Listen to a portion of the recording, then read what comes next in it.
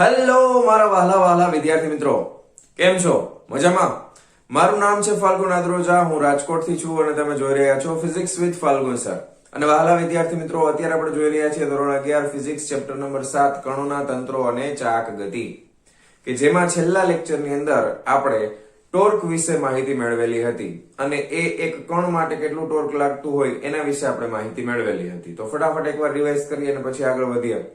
તો કોઈ પણ કણ ઉપર લાગતું ટોર્ક કેવી રીતે વ્યાખ્યાયિત કરેલું છે? તો કે એ કણનું સંદર્ભ બિંદુ અથવા તો ઉગમ બિંદુથી જે સ્થાન સદિશ r છે એને આપણે એ કણ ઉપર લાગતા બળ F ની સાથેના સદિશ ગુણાકારને બળની ચાક માત્રા અથવા ટોર્ક અથવા બળ યુગ્મ તરીકે વ્યાખ્યાયિત કરેલું છે.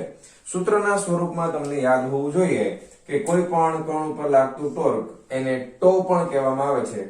ટો આ એની સંજ્ઞા છે, Greek letter tau is equal to કણનો સ્થાન સદિશ ઉગમ બિંદુની સાપેક્ષે સ્થાન સદિશ r, જેનો સદિશ ગુણાકાર કરવાનો છે બળની સાથે. બળ પણ સદિશ રાશિ, સ્થાન સદિશ r પણ સદિશ રાશિ. આ રીતે આપણે ટોર્કને વ્યાખ્યાયિત કરેલું હતું.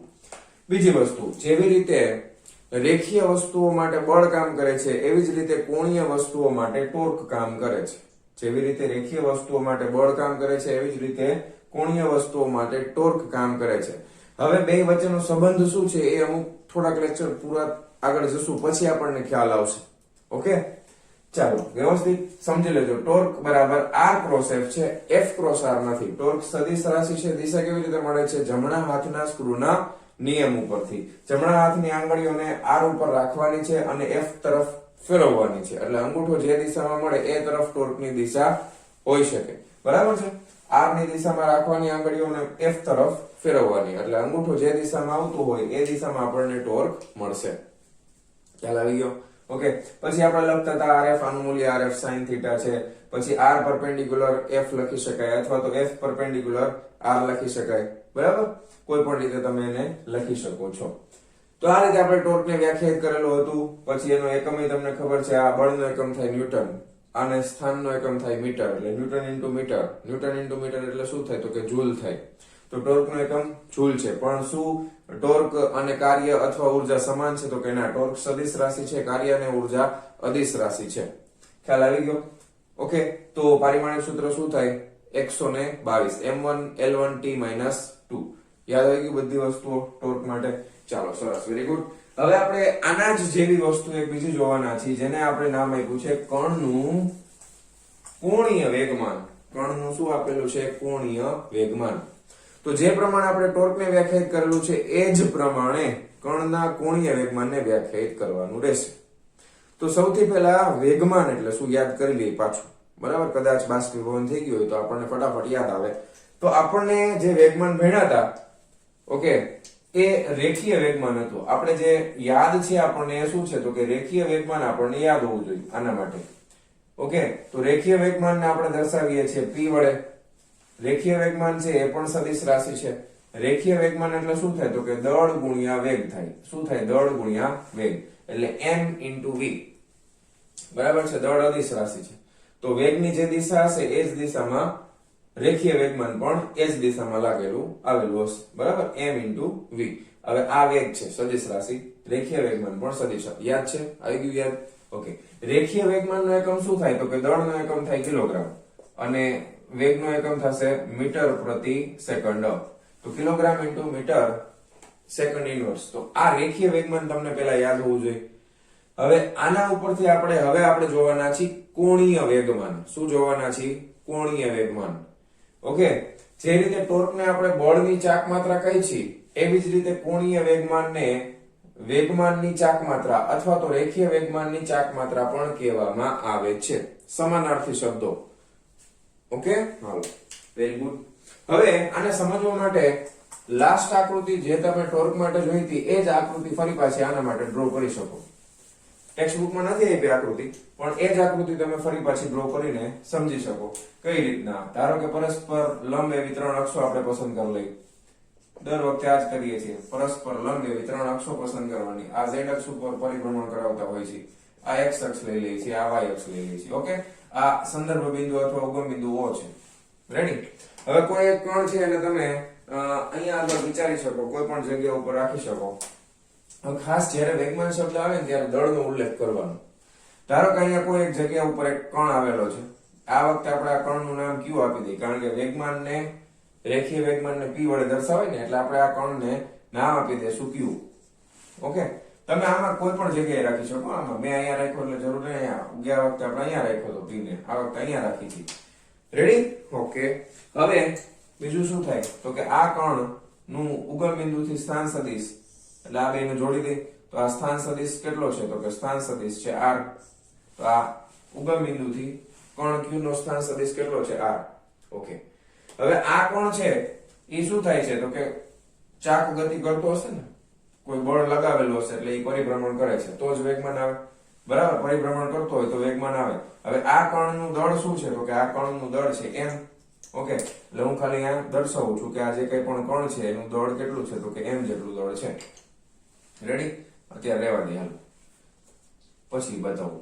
પછી જો ચાક ગતિ થતી હોય, આ ગોળ ફરતો હોય કણ, તો વેગની દિશા કઈ બાજુ હોય તો કે એના ગતિપથને દોરેલા સ્પર્શકની દિશામાં. એટલે આપણે અત્યારે એવી કલ્પના કરીએ કે આમ ગોળ ફરે છે, તો ગતિપથને દોરેલો સ્પર્શક છે એ જનરલી આપણને કઈ દિશામાં મળે તો કે આમ ગોળ ફરતો હોય તો એ સ્પર્શક જનરલી આપણને આ દિશામાં મળે.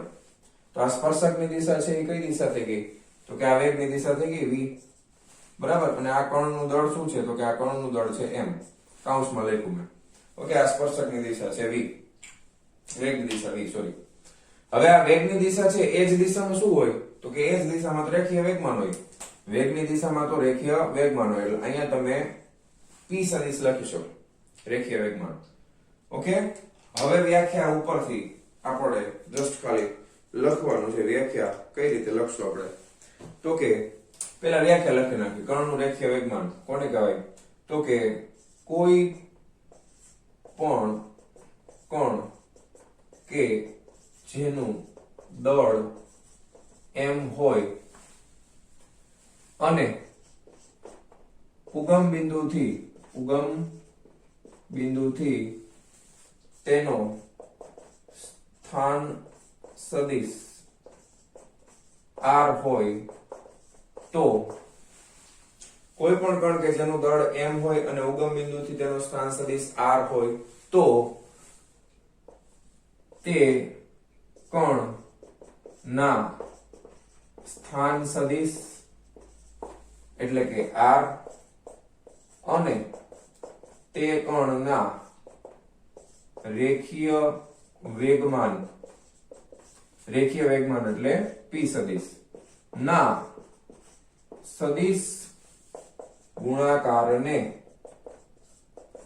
તે કણનું શું કહેવામાં આવે છે કોણીય વેગમાન કહે છે. બરાબર, આ વસ્તુ ગોખવાની નથી, આ વસ્તુ માત્ર સૂત્રની મદદથી તમને યાદ રહી જશે. હવે બીજી વસ્તુ સંજ્ઞા આપવી પડશે ને. જે રીતે આપણે બળની ચાક માત્રા અથવા બળયુગ્મ અથવા ટોર્કને સંજ્ઞા ટો આપેલી છે, એવી રીતે કોણીય વેગમાન એક જ કણનું હોય તો એના માટે સંજ્ઞા છે સ્મોલ l. લંબાઈ નથી, યાદ રાખજો, સ્મોલ l એટલે લંબાઈ નથી, અને સદિશ છે.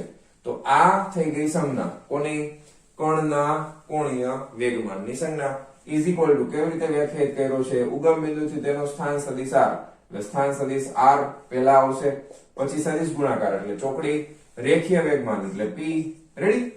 તો આવું તો આપણે ટોર્કમાં કર્યું હતું ને, હા કે ના? બોલો. હા, સરસ, વેરી ગુડ. હવે વાત કરી દઈએ, પેલા એકમની વાત કરી દઈએ. તો એકમની વાત કરીએ એટલે આનો એકમ છે મીટર.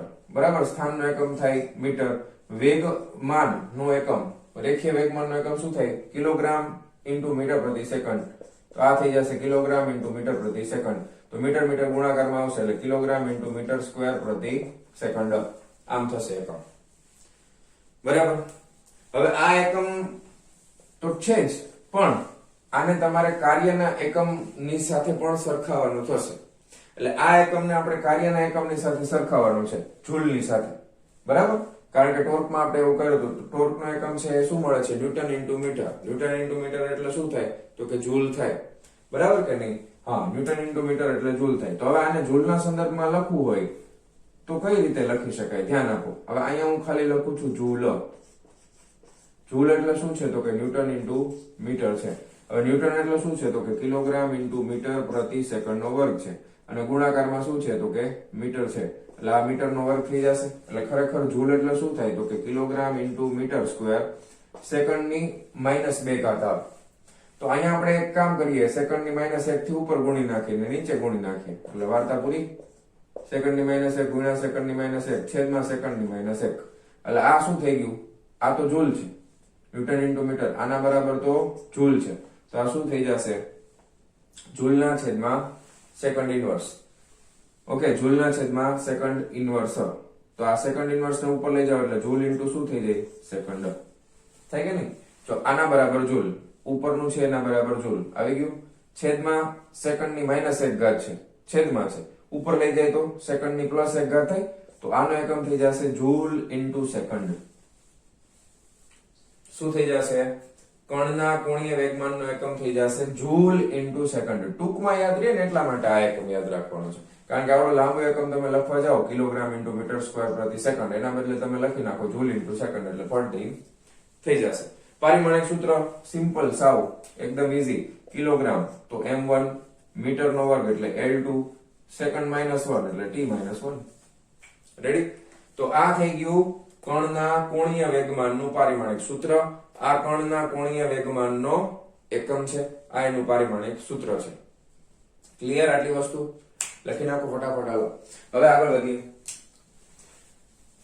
જેવી રીતે ટોર્કમાં કરેલું છે એવી જ રીતે આમાં પણ આપણે કરશું શું કરવાના છે તો કે ધ્યાનથી જોજો હવે આ L છે એને હું શું લખી શકું મૂલ્યના સ્વરૂપમાં લખું છે તો R ક્રોસ P છે ને તો ક્રોસ ગુણાકાર હોય એટલે સદિશ ગુણાકારના બધા જ નિયમો ટોર્કને લાગુ પડે તો આને પણ લાગુ પડે તો આ થઈ જશે RP sin θ શું થઈ જાય RP sin θ તો L = P એમ નામ લેવા દઉં એકવાર લખો R sin θ તો આ થઈ ગયું P R લંબ હવે તમને આ ખબર હોવી જોઈએ લાસ્ટ લેક્ચરમાં કહ્યું હતું ને R perpendicular R sin θ એટલે લંબ ઘટક છે એવી જ રીતના હવે બીજું અહીંયાથી બીજો ભાગ પાડી દઈએ તો બીજા ભાગમાં શું આવશે L = R એમ નામ રહેશે P sin θ તો આને આપણે શું લખી શકાય L = R P perpendicular યાદ આવી ગયું આ રીતે જેવી રીતે ટોર્કમાં બે સમીકરણ મળતા હતા એવી જ રીતે આમાં પણ આપણને બે સૂત્ર મળશે નો યાદ હોય તો આપણે આ આકૃતિની મદદથી યાદ કરીએ તો આ P રેખા છે રેખીય વેગમાન તો એને આપણે લંબાવી દેવાનું પછી સ્થાન સદિશ R છે એ આ રેખા ઉપર આપણે એને પરપેન્ડિક્યુલર દોરશું આ રીતે એ અહીંયાથી શું છે તો કે લંબ છે આ રીતે તો આ જે આવશે એ શું મળશે હવે ખૂણો કેવી રીતે મળે આમાં કેવી રીતે ખૂણો મળશે જો આ દળને હવે અહીંયા વચમાં નડે છે એટલે આપણે ખાલી એમનો કાઢી નાખીએ સમજવા માટે હવે ખાસ છે ને બે સદિશો વચ્ચેનો ખૂણો હંમેશા તમારે બેયની પૂછને ભેગી કરવાની તો આ વેગમાનની પૂછ અહીંયા છે સ્થાન સદિશ અહીંયા છે હવે આપણે જે સદિશો વાપરીએ છીએ કેવા વાપરીએ છીએ મુક્ત સદિશો પેલા સમજાવ્યું હતું ને યાદ છે ને આપણે કેવા સદિશો વાપરીએ છીએ મુક્ત સદિશો એટલે આ સદિશને ઉગમ બિંદુથી દર્શાવવાના બદલે આખા સદિશને હું અહીંયા પણ દર્શાવી શકું છું આરામથી કઈ વાંધો નથી આ સદિશને જો અહીંથી કાઢી નાખું તો અહીંયાથી હું આ રીતે દર્શાવી શકું બરાબર તો અહીંયા આગળ આ બે વચ્ચેનો જે ખૂણો બનશે એ ખૂણો બનશે અહીંયા θ ખ્યાલ આવ્યો હવે આ ખૂણો θ હોય તો આ તો ચોકડી છે તો આ ખૂણો પણ કેટલો થાય તો કે આ ખૂણો પણ θ જ થાય ખ્યાલ આવી ગયો હવે આ તમે ત્રિકોણ લઈ શકો ઓ અહીંયા Q નામ આપ્યું છે ને OP P તો અહીંયા આપણે સદિશમાં વાપરી નાખ્યું છે એટલે OP Q R R રાખવાનો બરાબર તો તમે જો ત્રિકોણ OQR માં આ ત્રિકોણની અંદર હવે sin θ તમે લેશો તો શું થઈ જાય sin θ બરાબર સામેની બાજુ એટલે OR ના છેદમાં કર્ણ એટલે OQ હવે OQ નું મૂલ્ય કેટલું છે તો કે R જેટલું તો OR = small r sin θ જેને તો આપણે શું નામ આપ્યું છે R perpendicular એટલે આ જે અંતર છે OR એ શું છે તો કે R perpendicular બરાબર આ જ રીતે મેં તમને ઓલરેડી લાસ્ટ લેક્ચરમાં સમજાવ્યું હતું એ પ્રમાણે P માટે પણ તમે કરી શકો ખ્યાલ આવ્યો લાસ્ટ લેક્ચરમાં P માટે તમારે કરવું હોય તો શું કરવાનું તો કે અહીંયાથી આના ઉપર આપણે લંબ ડ્રો કરવો પડશે બરાબર છે P માંથી આના ઉપર લંબ ડ્રો કરશું એટલે એ રીતે આપણને મળી જશે ખ્યાલ આવ્યો રેડી જે રીતે ટોર્કમાં તો એ આપણે કરીને બતાવવાની જરૂર નથી કારણ કે ટેક્સ્ટ બુકમાં ડ્રો નથી કરેલું આ તો મેં તમને સમજાવવા માટે ડ્રો કરેલું છે રેડી? તો આ રીતે આપણને r લંબાઈ મળે અને p નો પણ લંબ ઘટક આપણને મળી જશે. ખ્યાલ આવી ગયો? કોઈ પ્રોબ્લેમ નથી ને? Very good. ચાલો, તો આ જે કઈ પણ વસ્તુ આપણે ટોર્ક માટે લાગુ પાડી હતી એ જ વસ્તુ કોના માટે લાગુ પાડવાની છે? કણના કોણીય વેગમાન માટે. હજી આગળ લાગુ પાડીએ. ટોર્ક માટે બીજું શું શું લાગુ પાડ્યું હતું? કે ટોર્ક ક્યારે 0 થાય ક્યારે મહત્તમ થાય ને એવું બધું જોયું હતું ને આપણે. આના માટે પણ એ જ વસ્તુ લાગુ પડશે. ક્યારે 0 થાય ક્યારે મહત્તમ થાય. તો જો મહત્તમ બનાવવું છે તો p ની વેલ્યુ વધારે હોય તો પણ કણનું કોણીય વેગમાન વધે, r વધારે હોય તો પણ કોણીય વેગમાન વધે, અને થીટા નું મૂલ્ય મહત્તમ હોય તો પણ કોણીય વેગમાન વધે. શૂન્ય ક્યારે થાય? તો કે એના રેખીય વેગમાનની જે કાર્ય રેખા છે, આ રેખીય વેગમાનની કાર્ય રેખા કહેવાય. આને શું કહેવાય? રેખીય વેગમાનની કાર્ય રેખા. જો એના રેખીય વેગમાનની કાર્ય રેખા ઉગમ બિંદુમાંથી પસાર થતી હોય અહીંયા, એટલે કે r 0 થઈ જાય, એટલે કે r 0 થઈ જાય. તો જો r બરાબર 0 તો l બરાબર 0, એટલે કે રેખીય વેગમાનની કાર્ય રેખા જો ઉગમ બિંદુમાંથી પસાર થતી હોય તો એ કણનું કોણીય વેગમાન પણ શૂન્ય થઈ જશે. પછી બીજું, રેખીય વેગમાન 0 હોય, p બરાબર 0 તો l બરાબર તો 0 થવાનું જ છે. સિમ્પલ વસ્તુ છે. અથવા તો ત્રીજી વસ્તુ તમને ખબર છે, ઓલામાં કર્યું તો થીટા બરાબર 0 ડિગ્રી, અથવા તો શું હોય તો કે થીટા બરાબર 180 ડિગ્રી હોય તો પણ l બરાબર શું થાય? 0, કારણ કે sin થીટા છે. જો એટલે કે રેખીય વેગમાન બરાબર છે એ અને સ્થાન સદિશ r બે એક જ રેખા ઉપર હોય, કાં તો સમાંતર હોય કાં તો પ્રતિ સમાંતર હોય.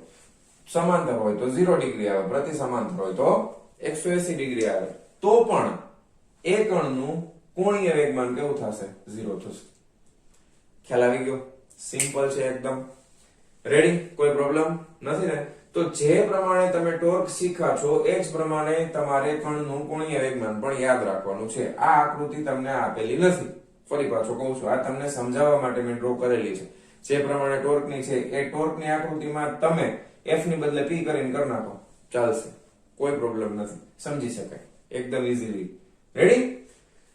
તો ફટાફટ આટલી વસ્તુ નોટ ડાઉન કરો, વિડિયો પોઝ કરીને આટલી વસ્તુ નોટ ડાઉન કરો ને હવે આપણે આગળ વધીએ છીએ. ચાલો, જવા દઉં. રેડી? ઓકે. હવે આપણે ટોર્ક અને કણના કોણીય વેગમાન વચ્ચેનો સંબંધ મેળવવો છે. કોની વચ્ચેનો? ટોર્ક એટલે ટો અને કણનું કોણીય વેગમાન એટલે કે l વચ્ચેનો સંબંધ હવે આપણે મેળવવાનો છે. ચાલો. હા, તો શું કરવું પડશે? હમણાં જોઈ લે શું કરવું પડે. જોઈએ તો પછી ખબર પડે ને. હમણાં તમે સાહેબ સમજાવો તો ખબર પડે ને શું કરવું પડે. અમે તો પહેલી વાર શીખી છીએ, અમને થોડી ખબર હોય. બરાબર ને? સાચું ખોટું? સાચું તમને ના પડાય.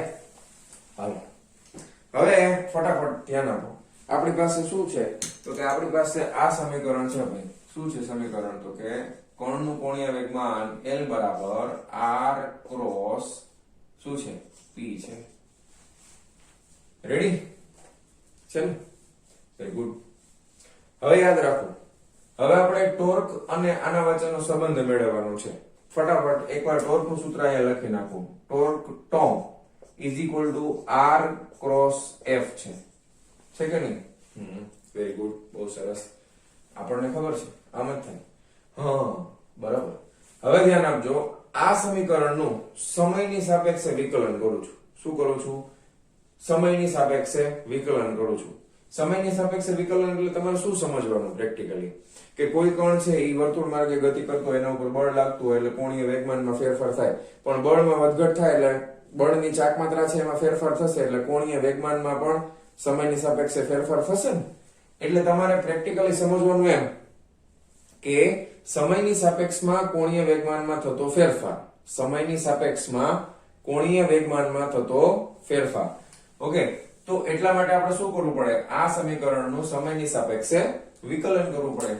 તો આ સમીકરણનું સમયની સાપેક્ષે વિકલન કરતા, રેડી? હવે આ સમીકરણનું સમયની સાપેક્ષે વિકલન કરી નાખીએ. ચાલો કરી નાખીએ, કાંઈ વાંધો નહીં.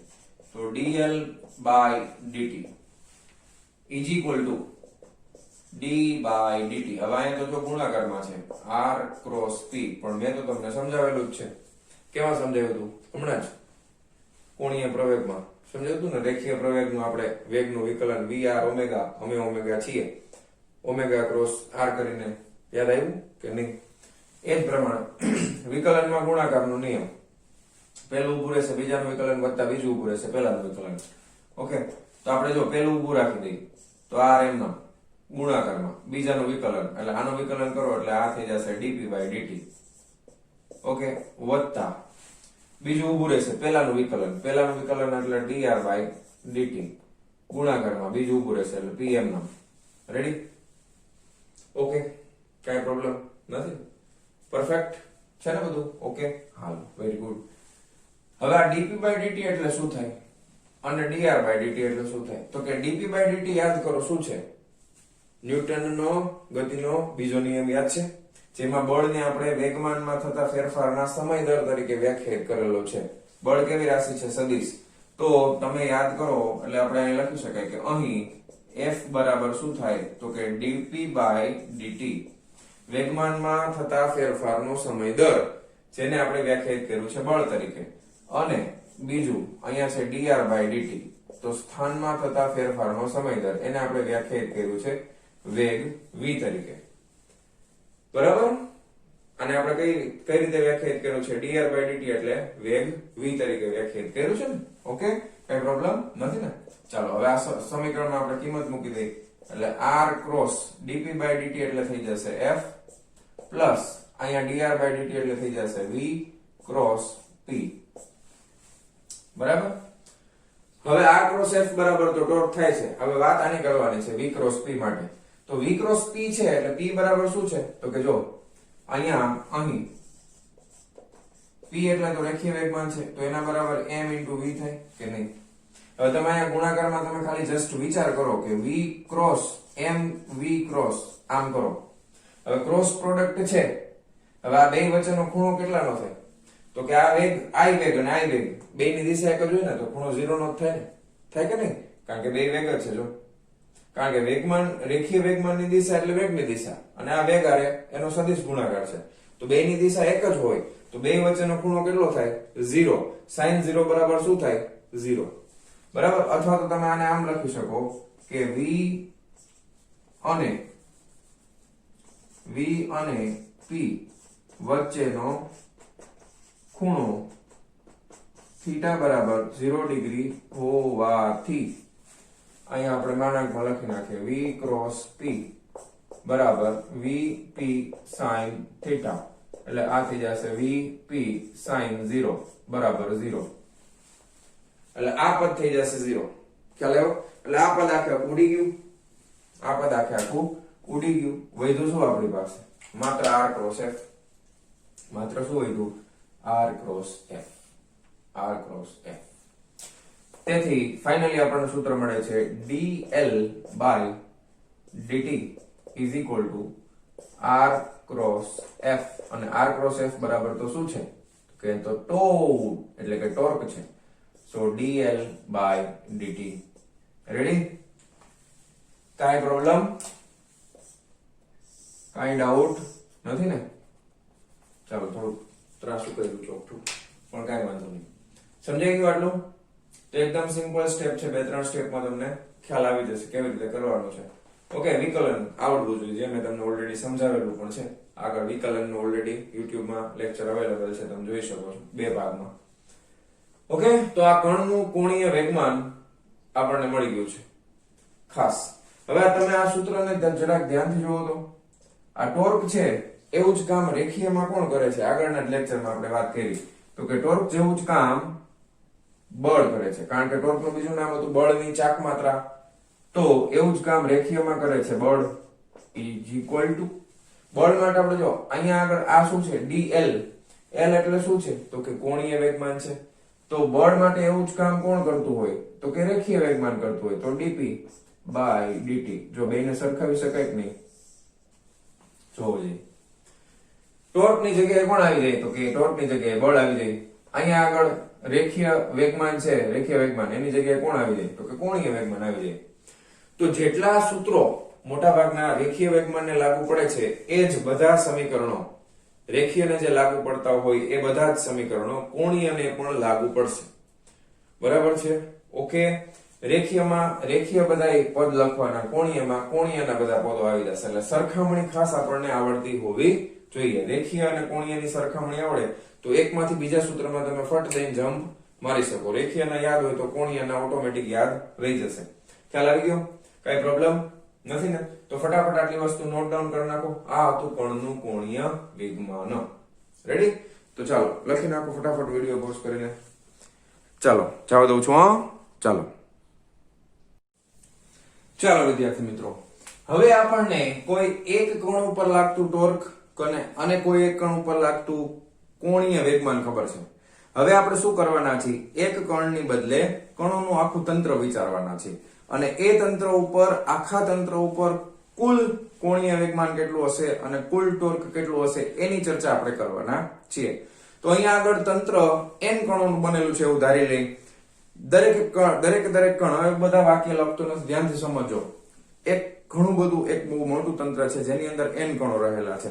ફટાફટ એકદમ રફ આકૃતિ દોરીને, આ આકૃતિ હમણાં હું ભૂસી નાખું છું ખાલી તમને સમજાવવા માટે છે. ધારો કે આપણે જે આકૃતિ માટે એક કણ લેતા હતા એની બદલે અહીંયા આગળ અસંખ્ય કણો છે. બરાબર? ધારો કે આ z અક્ષ છે, આ x અક્ષ છે, આ y અક્ષ છે, આ બધા અસંખ્ય કણો છે. 1 2 3 4 એવા n નંબર ઓફ કણો આવેલા છે.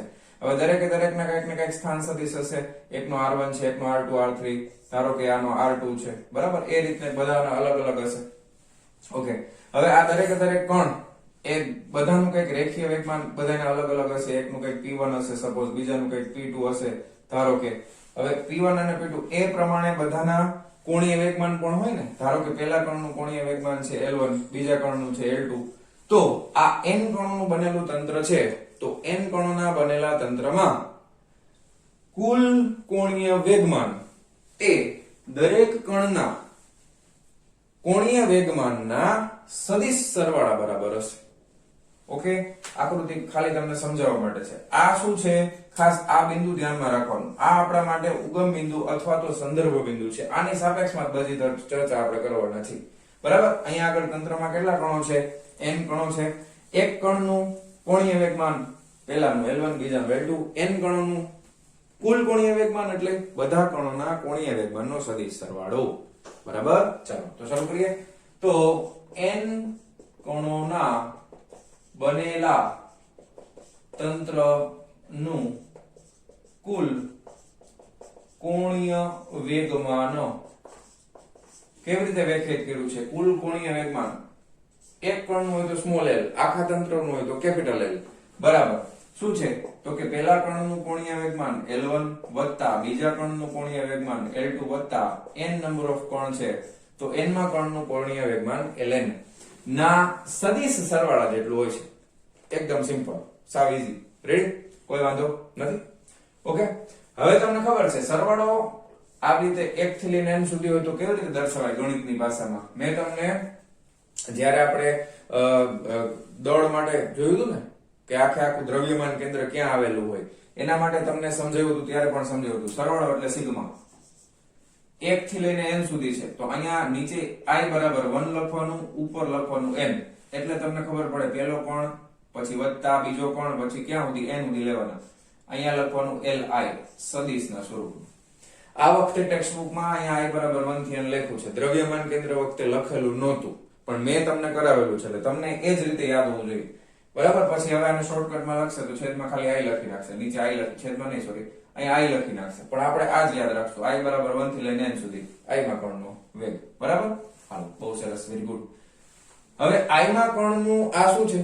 કોણીય વેગમાન છે. તો i માં કણનું કોણીય વેગમાન એને આપણે કોઈ પણ કણના કોણીય વેગમાનને કેવી રીતે વ્યાખ્યાયિત કર્યો છે? તો કે એ બિંદુનો એ કણનો સ્થાન સદિશ ગુણ્યા, એટલે કે સદિશ ગુણાકાર કોની સાથે? i માં કણના રેખીય વેગમાનની સાથે.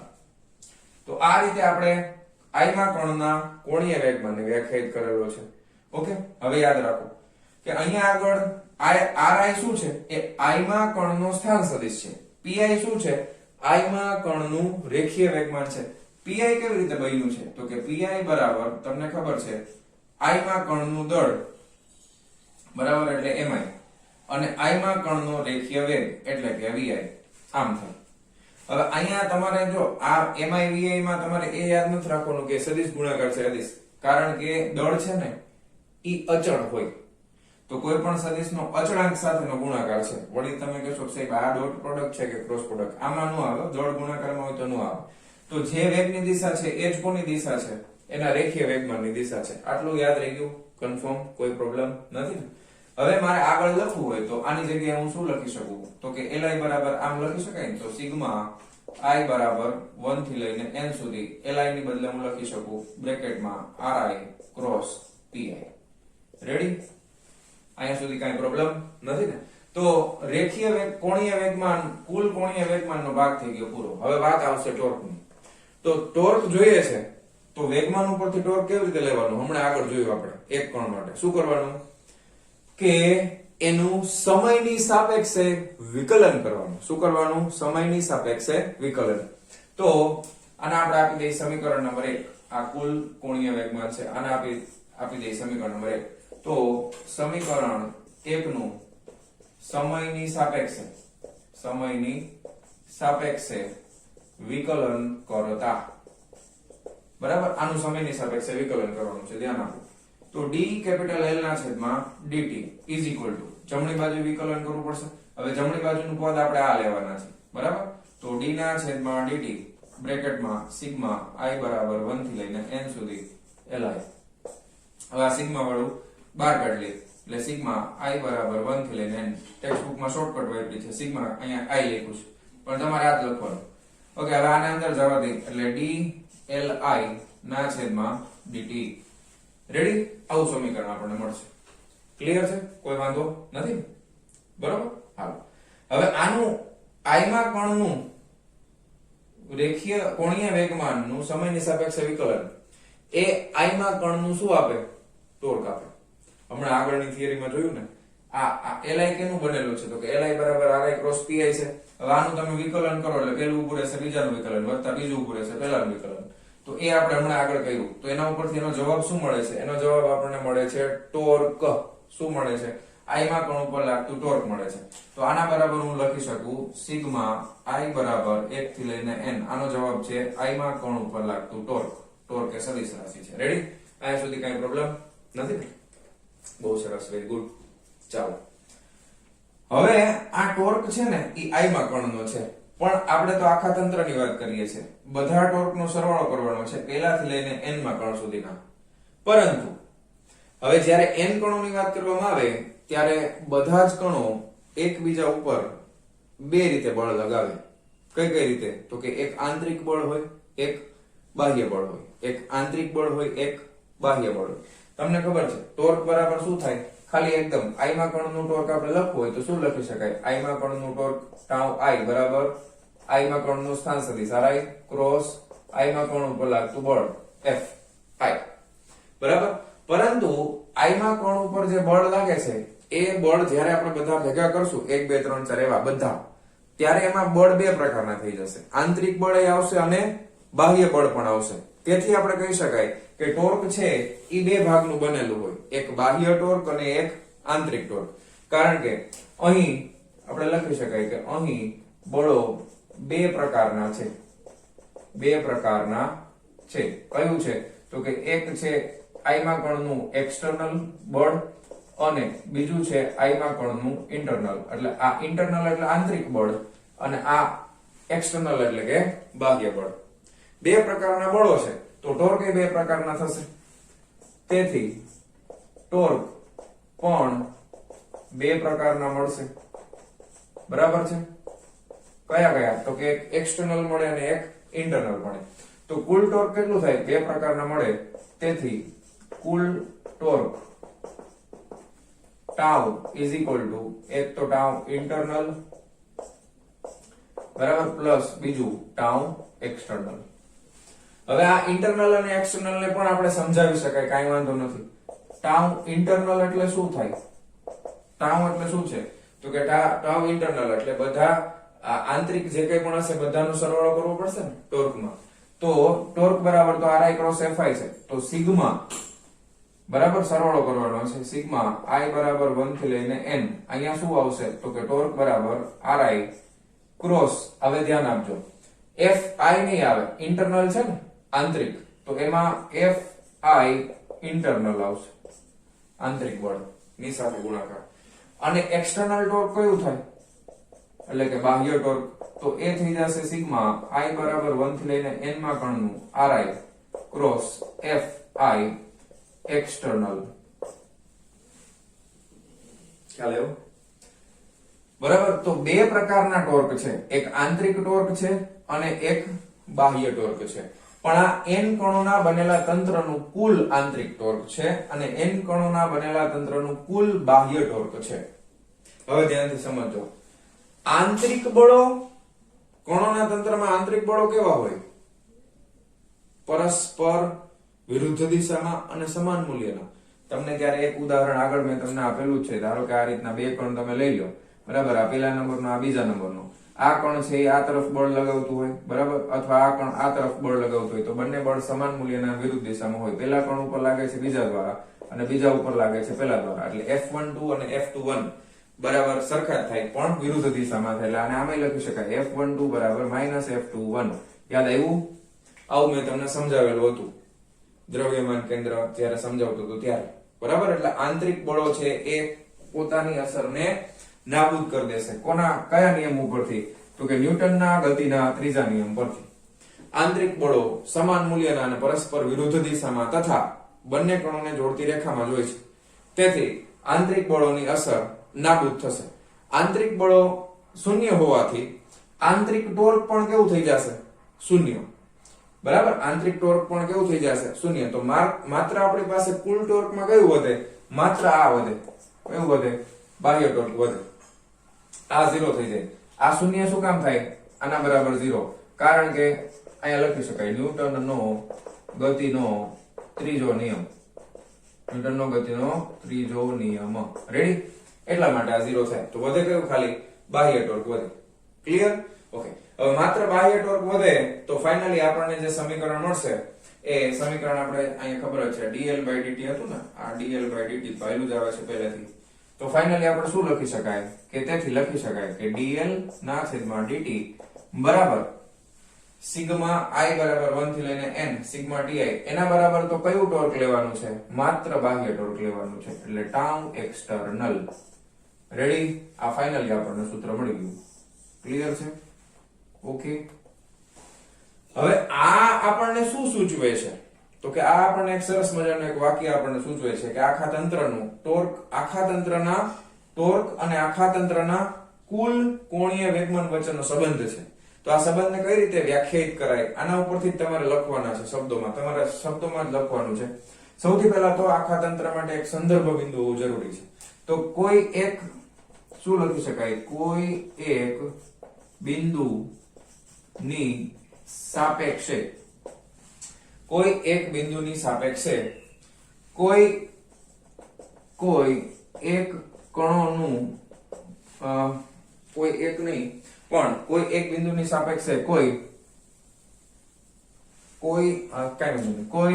એક કણોનું બનેલું તંત્ર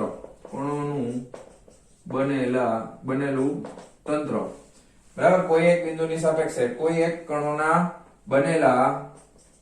બનેલા તંત્રના કુલ કોણીય વેગમાનનું કોણીય વેગમાનના ફેરફારનો સમયની સાથે કુલ કોણીય વેગમાનના ફેરફારનો સમયની સાથેનો દર એ તે તંત્રનો તે સંદર્ભ બિંદુ એટલે તે બિંદુ અથવા તો જે બિંદુ આપણે નક્કી કર્યું હતું ને તે બિંદુની સાપેક્ષે તંત્ર પર લાગતા કુલ બાહ્ય ટોર્ક ના સરવાળા બરાબર હોય છે તમારા શબ્દોમાં પણ લખી શકો છો કોઈ એક બિંદુની સાપેક્ષે કોઈ એક કણોના બનેલા તંત્રના કુલ કણોનું બનેલું તંત્ર આખું છે કોણીય વેગમાનના ફેરફારનો સમય દર, કોણીય વેગમાનના ફેરફારનો સમય દર, ખાલી એટલો જ શબ્દ વાપરો ને, સમય દર એ તે તંત્રના તે બિંદુની સાપેક્ષે તંત્ર પર લાગતા કુલ બાહ્ય ટોર્કના સરવાળા બરાબર હોય છે. ખ્યાલ આવી ગયો? dl/dt બરાબર tau external. ઓકે, આને શું કહેવાય? કેપિટલ એટલે કણોના તંત્રનું કુલ કોણીય વેગમાન, છેદમાં dt એટલે વેગમાનના ફેરફારનો સમય દર, કણોના બનેલા તંત્રના કુલ કોણીય વેગમાનના ફેરફારનો સમય દર. tau external એટલે કણોના બનેલા તંત્ર પર લાગતા કુલ બાહ્ય ટોર્કના સરવાળો. બરાબર છે? આ કારણ કે અહીંયા જો આ એવી રીતના છે ને, એક કણનો બાહ્ય ટોર્ક વત્તા બીજા કણનો બાહ્ય ટોર્ક વત્તા બધાનો સરવાળો થાય ને, બરાબર? એટલે tau external 1 પહેલાનું બીજાનું ત્રીજાનું એ રીતે સરવાળા બરાબર હોય છે. તો આ રીતે તમારે યાદ રાખવાનું છે કણોના કોઈ તંત્ર માટે ટોર્ક અને કોણીય વેગમાન. રેડી? એકદમ સિમ્પલ છે, સ્ટેપ બાય સ્ટેપ. જે સ્ટેપ આપણે આગળ કર્યા હતા એ જ રીતે કરવાના છે, કોઈ નવીન વસ્તુ નથી. આ આપણે ઓલરેડી દ્રવ્યમાન કેન્દ્ર વખતે શીખી લીધું છે કે F external હોય પણ F internal કેટલું થાય? તો કે 0 થાય. ક્લિયર છે? કોઈ પ્રોબ્લેમ નથી ને? તો ફટાફટ લખી નાખો. અને હવે આપણે જોવાના છીએ વેગમાનના સંરક્ષણનો નિયમ. પણ કેવું વેગમાન? કોણીય વેગમાન. ઓકે, તો ફટાફટ વિડિયો પોઝ કરી અને લખી નાખો. ચાલો. ઓકે, હા, એક બીજી વસ્તુ કહી દઉં સાથે સાથે. જો આને તમે રેખીય સાથે સરખાવી શકો કે નહીં? તો કે સરખાવી શકાય ને, કાંઈ વાંધો નથી. આ L એટલે શું છે? તો કે કુલ કોણીય વેગમાન છે. તો રેખીય વેગમાન એટલે P થાય, તો dp વડે દર્શાવાય, ના છેદમાં dt. હવે જેવું કામ અહીંયા આગળ કોણીય વેગમાન માટે રેખીય વેગમાન કરે છે એવું જ કામ અહીંયા ટોર્ક કરે છે. તો રેખીયમાં કોણ કરે? તો કે બળ કરે. તો એ F, પણ એ બળ કયું છે? તો કે એક્સટર્નલ. આ આપણે ઓલરેડી આગળ જોયેલું છે, યાદ આવ્યું? ન્યૂટનનો ગતિનો બીજો નિયમ સદિશના સ્વરૂપમાં, બરાબર? ત્યારે આપણે જોયું હતું n કોણોના બનેલા તંત્ર દળ માટે આપણે જોયેલું હતું, બરાબર? દ્રવ્યમાન કેન્દ્ર માટે. તો એ જ વસ્તુ ફરી પાછી આવશે. હવે આપણે વેગમાન સંરક્ષણનો નિયમ જોવાના છીએ. એના માટે રેખીય વેગમાન સંરક્ષણનો યાદ હોય એટલે ફટાફટ થઈ જશે. ચાલો જવા દઉં છું. ચાલો વિદ્યાર્થી મિત્રો, હવે આપણે જોશું કોણીય વેગમાનનું સંરક્ષણ. જે પ્રમાણે આપણે રેખીય વેગમાનનું સંરક્ષણ ભણ્યા છીએ એ જ પ્રમાણે કોણીય વેગમાનનું સંરક્ષણ પણ થશે. રેખીય વેગમાનનું સંરક્ષણ આપણે શું ભણ્યા હતા કે રેખીય વેગમાનના સંરક્ષણમાં આપણને યાદ છે સમીકરણ dp/dt હતું F external બાહ્ય બળ, અને એના બરાબર આપણે લઈ લીધું હતું 0. ઓકે, તો અહીંયા આગળ કોણીય વેગમાનનું સંરક્ષણ કરવું હોય તો રેખીય વેગમાનની જગ્યાએ શું આવી જશે? કોણીય વેગમાન એટલે dl ના છેદમાં dt અહીંયા બળની જગ્યાએ શું કામ કરે? તો કે ટોર્ક. હમણાં જ આપણે જોયું ને, એ પણ કેવું? તો કે બાહ્ય ટોર્ક. ઓકે, અને એના બરાબર શું થઈ જશે? 0. ઓકે, હવે અહીંયા આપણને ખબર છે કે જો આવું થાય તો શું થાય? તો કે રેખીય વેગમાન p બરાબર શું થાય? તો કે અચળ થાય. અને જો અહીંયા આવું થાય તો શું થાય? તો કે કોણીય વેગમાન l બરાબર શું થાય? તો કે અચળ થાય. લ્યો બસ પૂરું. રેખીય આવડે એટલે કોણીય આવડે.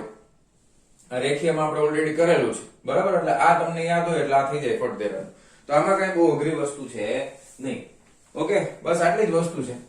બાકી જે આપણને આપેલું છે ટેક્સ્ટ બુક પ્રમાણે એ પણ હું તમને સમજાવી દઉં. પછી આપણને ખબર છે કે જે રીતે આપણે p ના 3 ઘટકો લીધા હતા ને, px, py અને pz, એવી રીતે આપણે આ l ના 3 ઘટકો લેશું, ત્રિપરિમાણમાં હશે. એટલે આપણે સદિશ l ને આ રીતે લખી શકીએ તો કે lx i cap plus ly j cap plus lz k cap. બરાબર? ત્રિપરિમાણમાં આપણે કુલ કોણીય વેગમાન છે એના 3 ઘટકો લીધા છે, એક x ઘટક, એક y ઘટક અને એક z ઘટક. હવે આ સદિશના સ્વરૂપમાં લખ્યું છે તો આ ઘટકનું કંઈક મૂલ્ય હશે ને, બરાબર? તો એના x ઘટકનું કંઈક મૂલ્ય છે, y ઘટકનું કંઈક મૂલ્ય છે. તો x ઘટકનું જે મૂલ્ય છે એને k1 નામ આપી દઈ, y ઘટકનું જે મૂલ્ય છે એને k2 નામ આપી દઈ, z ઘટકનું જે મૂલ્ય છે એને k3 નામ આપી દઈ. તો જો આખે આખું સદિશ અચળ હોય તો એનો x ઘટક પણ અચળ હોય, y ઘટક પણ અચળ હોય અને z ઘટક પણ અચળ હોય. તો કોણીય વેગમાનનો સંરક્ષણનો નિયમ શું કહે છે કે જો કણોના બનેલા તંત્ર પર લાગતું કુલ બાહ્ય ટોર્ક 0 હોય તો કણોના તંત્રનું કુલ કોણીય વેગમાન અચળ હોય છે. બસ પૂરું. બરાબર છે? ફરીથી જો કણોના બનેલા તંત્ર પર લાગતું કુલ બાહ્ય ટોર્ક શૂન્ય હોય તો તે કણોના બનેલા તંત્રનું કુલ કોણીય વેગમાન અચળ હોય છે, એટલે કે કોણીય વેગમાનનું સંરક્ષણ થાય છે એમ કહેવાય. બરાબર. તો આ હતો કોણીય વેગમાનના સંરક્ષણનો નિયમ. એકદમ ઈઝી છે. રેખીય વેગમાનની સાથે સરખાવો એટલે ફટ દઈને તમને ચપટી વગાડતા આવડી જશે. બરાબર. હવે આપણે આના ઉપર આધારિત એક દાખલો જોવાના છીએ, તો ફટાફટ આ નોટ ડાઉન કરી લ્યો. ચાલો જવા દઉં છું. ચાલો વિદ્યાર્થી મિત્રો, ઉદાહરણ નંબર 7.6 શું કહે છે? દર્શાવો કે કોઈ એક બિંદુની સાપેક્ષે અચળ વેગથી ગતિ કરતા કોઈ એક કણનું કોણીય વેગમાન સમગ્ર ગતિ દરમિયાન અચળ રહે છે. કાંઈ વાંધો નહીં, દર્શાવી દઈએ. ચાલો હવે આપણે સાપેક્ષ બિંદુની જરૂર પડશે, એટલે આપણે કોઈ એક બિંદુ અહીંયા ધારી લઈ, ઉગમ બિંદુ. જનરલી આપણે એને O વડે દર્શાવીએ છીએ. ઓકે. હવે અચળ વેગ કીધો છે. અચળ વેગ સદિશ રાશિ છે, અચળ વેગ છે, એટલે વેગનું મૂલ્ય સમયની સાથે બદલાતું નથી. ઓકે. અને કોઈ એક કણ છે અચળ વેગથી ગતિ કરે છે, એટલે ધારો કે અહીંયાથી કોઈ એક કણ છે એ ધારો કે સતત આ દિશામાં ઓકે એક ધાર્યા વેગ v થી ગતિ કરે છે. ઓકે. હવે ધારો કે એનું સ્થાન અત્યારે આપણે અહીંયાથી લંબ ડ્રો કરી નાખીએ તો p બિંદુ પાસે કણ અહીંયા છે કોઈ એક સમય, પછી ગતિ કરતા કોઈ એક સમય અહીંયા પહોંચે છે કણ, અને q બિંદુ પાસે આવે છે. આ બિંદુને નામ આપી દે q, અને આ વેગ v છે, અચળ છે, લખી નાખીએ v બરાબર અચળ. ઓકે. અને આ બિંદુને નામ આપી દે q. ઓકે. રેડી. ચાલો, કોણીય વેગમાન સમગ્ર ગતિ દરમિયાન અચળ રહે છે દર્શાવવાનું છે આપણે. કોણીય વેગમાન સમગ્ર ગતિ દરમિયાન અચળ રહે છે એવું દર્શાવવાનું છે. તો આ બિંદુ જ્યારે આ કણ ગતિ કરતા p થી q પાસે આવે ત્યારે એનું સ્થાન દર્શાવવા માટે મારે શું કરવું પડે? સ્થાન સદિશ o થી r ની વચ્ચે દોરવો પડે ને. તો o થી q ની વચમાં એનો સ્થાન સદિશ છે. ધારો કે આ સ્થાન સદિશ છે r. Clear? Okay. Very good. વેગની દિશા આ તરફ છે. બરાબર. વેગની દિશા આ તરફ છે. બરાબર ને. અચળ વેગ છે, આ તરફ ગતિ કરતો જશે, સમય બદલાતો જશે, એમાં આ તરફ જતો જશે. હવે આપણે સાબિત કરવાનું છે કોણીય વેગમાન અચળ રહેવું જોઈએ. તો સૌથી પહેલા કોણીય વેગમાનનું સમીકરણ યાદ કરીએ. કોણીય વેગમાન L બરાબર, બોલો, કોણીય વેગમાન L બરાબર r ક્રોસ p. શું થાય? કોણીય વેગમાન L બરાબર r cross p. Ready? Very good.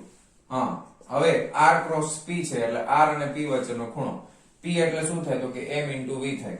બરાબર. પણ ક્રોસ પ્રોડક્ટ છે એટલે આપણે મૂલ્યની ચર્ચા કરીએ તો શું લખી શકાય? r p sin થીટા લખાય ને. ક્રોસ પ્રોડક્ટ છે એટલે r p sin થીટા. અને આના બરાબર આપણે લખવું હોય તો લખી શકાય p, અહીંયા લખી નાખીએ r sin થીટા. હવે થીટા એટલે કોની વચ્ચેનો ખૂણો છે? r અને p વચ્ચેનો ખૂણો. p એટલે જે દિશામાં v હોય એ જ દિશામાં p હોય ને. p એટલે m * v થાય. p ની દિશા એટલે v ની દિશા થઈ ગઈ. અને r સદિશ, હવે ધ્યાન આપજો ખાસ, સદિશ વચ્ચેનો ખૂણો એટલે ઘણા શું કરે? r અને p આ કરીને આયલા આવે, ઈ ખોટું. બરાબર. સદિશ વચ્ચેનો, બે સદિશ વચ્ચેનો ખૂણો એટલે હંમેશા તમારે શું કરવાનું? તો કે બંને સદિશોના પુચ્છો એક જ જગ્યાએ રાખવાના. ધારો કે અત્યારે ભલે ડ્રો કરવામાં આ રીતે છે અને v આ રીતે છે, પણ બે સદિશના પૂછ અહીંયા ભેગા કરી દો એટલે મારે શું કરવું પડે? આ રેખાને પાછળની તરફ લંબાવવી પડે, આમ પાછળની તરફ. બરાબર. એટલે એ સદિશ r જ હશે. ખાલી આપણે, મેં તમને પહેલા કીધું હતું, મુક્ત સદિશ છે એટલે તમે એને સ્થાનાંતરિત ગમે ત્યાં કરાવી શકો. અને આ બંને વચ્ચેનો ખૂણો આ છે થીટા. રેડી? ઓકે. તો r હવે મારે જરૂર પડશે, જો આ ચોકડી પડે એટલે અહીંયા જો ખૂણો થીટા હોય તો આ ખૂણો પણ શું થાય? તો કે થીટા જ થાય. તો હવે શું કહી શકાય? હવે એવું કહી શકાય કે ભાઈ ત્રિકોણ આપણે શું નામ આપ્યું? OPQ. હવે આ તો પરપેન્ડિક્યુલર છે. ત્રિકોણ OPQ માં sin થીટા બરાબર શું થાય? તો કે sin થીટા બરાબર સામેની બાજુ OP ના છેદમાં કર્ણ એટલે OQ. બરાબર. તેથી OP બરાબર OQ sin થીટા. OQ શું છે? જોવો તો જરાક. OQ એટલે કે સ્થાન સદિશ r નું મૂલ્ય, એટલે માત્ર r લખવાનું અને એ થઈ જશે r sin theta. r sin theta એટલે શું થાય? તો કે r પરપેન્ડિક્યુલર થાય. હમણાં આપણને ખબર જ છે. અને એનું મૂલ્ય છે આ આટલું. એટલે આ જે છે ને એ લંબ અંતર છે અને એ છે r પરપેન્ડિક્યુલર, અથવા તો તમે એને r sin થીટા પણ લખી શકો છો. હવે ખાસ હવે સમજવાનું છે આ લંબાઈ છે ને કોઈ દિવસ બદલાય નહીં. શું કામ ન બદલાય? ખાસ સમજો. ઘણા કે સર આ કેમ અચળ કેમ? સમજો, એકદમ સિમ્પલ વસ્તુ છે. ટેક્સ્ટ બુક માં નથી બતાવ્યું પણ હું તમને બતાવું. ધારો કે આ કણ છે એ ગતિ કરતા કરતા કરતા કરતા ધારો કે અહીંયા આવી ગયું. સમજો વ્યવસ્થિત રીતે. ગતિ કરતા અચળ વેગથી ગતિ કરે છે ને, ગતિ કરતા કરતા અહીંયા આવશે. તો હવે જો સ્થાન સદિશ એ બદલાઈ જશે ને, આમ આપણે ડ્રો કરશું એટલે સ્થાન સદિશ એ બદલાઈ જશે. ધારો કે આ સ્થાન સદિશ છે ને r ડેશ નામ આપી દઈ. ઓકે, સ્થાન સદિશ ને r ડેશ નામ આપી દઈ. હવે આમ ગતિ કરે છે એટલે આ બે વચ્ચેનો ખૂણો પણ બદલાઈ ગયો હશે, પણ આ ખૂણાનું નામ આપી દઈ થીટા ડેશ સમજવા માટે. તો આ ખૂણો પણ કેટલો થાય? તો કે થીટા ડેશ થાય. પણ એક વસ્તુ નોટિસ કરો કે કણ આમ ગતિ કરે છે પણ આ લંબ અંતર માટે હવે તમે નવું ત્રિકોણ કન્સિડર કરો તો ત્રિકોણ કયું થઈ જાય? તો કે OPQ ડેશ. ધારો કે આ Q છે ને, આને આપણે Q ડેશ નામ આપી દઈએ. તો OPQ ડેશ તમે લેશો તો પણ ધ્યાનથી સમજો, sin થીટા ડેશ તમે લખો તો sin theta dash is equal two શું થાય? સામેની બાજુ એટલે OP ના છેદમાં કર્ણ એટલે OQ ડેશ થાય કે નહીં? તો OP ઇઝ ઇક્વલ ટુ શું થઈ ગયું? તો કે OQ ડેશ એટલે R ડેશ અને OQ ડેશ અને sin થીટા ડેશ. આ તો સેમ જ આવે OP. અહીંયા પણ આ શું છે? તો કે OP. તો આ લંબાઈ તો સરખી જ છે ને જો બે કેસમાં. એટલે કણ ગમે એટલો આગળ જાય છતાં પણ આ લંબ અંતર કઈ બદલાવાનું નથી. આ ન બદલાય તો કોણીય વેગમાનનું આ મૂલ્ય છે, તો કોણીય વેગમાનનું મૂલ્ય કોઈ દિવસ બદલાય નહીં. બરાબર? તો આ મૂલ્ય ક્યારેય બદલાશે નહીં. એટલે આ મૂલ્ય થઈ ગયું અચળ. વાત કરવાની છે દિશાની. દિશા એ જોવી પડે ને, કારણ કે સદિશ રાશિ છે. હવે કોણીય વેગમાનની દિશા કઈ રીતે નક્કી થાય? તો કે દિશા નક્કી કરવા માટે r ક્રોસ p છે એટલે આપણે જમણા હાથની આંગળીઓને r ની તરફ રાખીએ એટલે r આમ છે ઉપર તરફ, અને r ક્રોસ p, p એટલે p ની દિશા એટલે v ની દિશા એટલે આમ થાય. તો અંગૂઠો ક્યાં આવે? પુસ્તકના પાનામાં અંદર જતી દિશામાં. તમારા માટે, મારા માટે બોર્ડમાં અંદર જતી દિશામાં. બરાબર? r ક્રોસ p અંદર તરફ. ધારો કે કણ અહીંયાથી અહીંયા આવી ગયો તો પણ r આમ જ છે, r ક્રોસ p અંદર જ આવશે. અહીંયા આવે r ક્રોસ p અંદર જ આવશે. તો કોઈ પણ બિંદુ પાસે r ક્રોસ p ની દિશા બદલાતી નથી. એટલે મૂલ્ય પણ અચળ છે અને દિશા પણ અચળ છે. એટલા માટે આપણે સાબિત કરી નાખ્યું કે ભાઈ આ પરિસ્થિતિ માટે કોણીય વેગમાન છે એ સમગ્ર ગતિ દરમિયાન કેવું રહેવાનું છે? અચળ. અને જો કોણીય વેગમાન અચળ હોય તો બાહ્ય ટોર્ક શું થાય? 0. હમણાં જ આપણે જોયું ને આગળ થિયરીમાં શું જોયું? કોણીય વેગમાન અચળ હોય તો બાહ્ય ટોર્ક શું થાય? 0. રેડી? ઓકે, તો આ હતું ઉદાહરણ નંબર 7.6. કેલ્ક્યુલેશન નથી, થિયોરેટિકલ કન્સેપ્ટ છે, આકૃતિની મદદથી સમજાવવાનું છે. ઓકે, લખી નાખો ફટાફટ. તો મારા વહાલા વિદ્યાર્થી મિત્રો, આજનો આ લેક્ચર આપણે અહીંયા પૂરો કરીએ છીએ. મળીએ છીએ નેક્સ્ટ વિડિયો લેક્ચરમાં આના પછીના ટોપિકની સાથે. ત્યાં સુધી આવજો.